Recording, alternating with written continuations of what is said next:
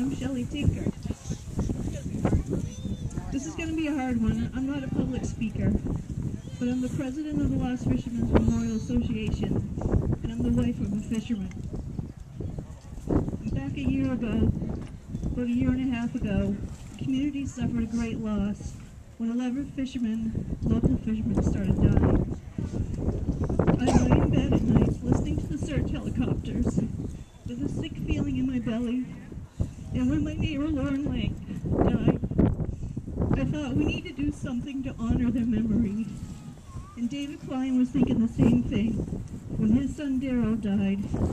That's when David approached the town of Lubec with hopes of finding a final resting place on the shores of Lubec for his son Daryl Klein. And from that came this beautiful place, which will be the Lost Fishermen's Memorial Park. Our first monument was placed here last year, which is this beautiful bench in memory of Daryl Klein. And I have no idea how to build a memorial, but I have some great people here with me that do. We have a core group of 7 people, and together we've come a long way to make this ground a lasting memorial for the lost fishermen and a healing place for their family and friends.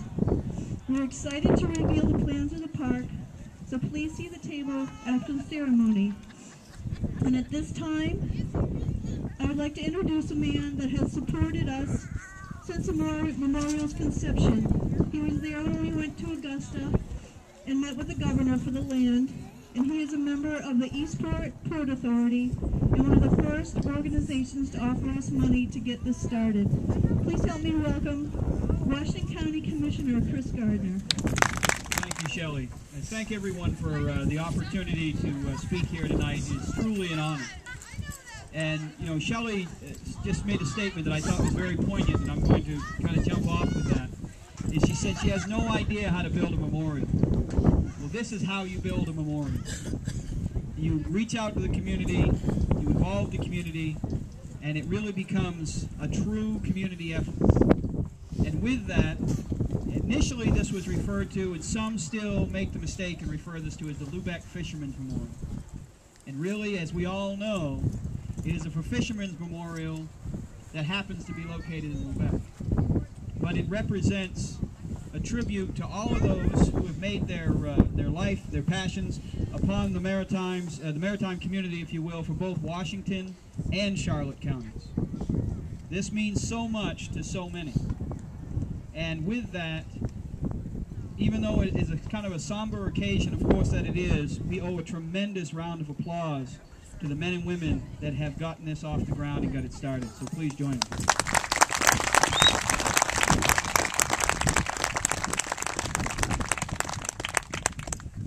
I was speaking to people beforehand, and we were going over the list, a list that has been put together in relatively short order, and looked at the number of ships and lives lost upon our ocean. And it's amazing. And what is even more amazing, that it has gone this long for us to have a fitting memorial to pay tribute to those people's memories. So again, today is a very special occasion, and it's an honor to be able to be here and speak today. And I speak on behalf of my fellow county commissioners, Kevin Shorey and John Crowley, and also on behalf of the Eastport Port Authority. I will say across the bay, when we heard about this, the Port Authority, and Bob Peacock is a member of that authority. Bob's no stranger to anybody here in Lubec. He was one of the ones that helped champion that, along with me, to get the Port Authority to recognize the importance. And I will tell you, without hesitation, they jumped on board to be part of this. Because again, you know, Eastport, Lubec, and all of the communities up and down the coast of Washington and Charlotte counties, we share in that heritage. So, you know, the Port Authority and Eastport is just, couldn't be any more happy to be playing a part in this. And with that also, I want to just take a brief moment, and I want to thank Captain Peacock for the work that he helped to see get NOAA down here over this past year.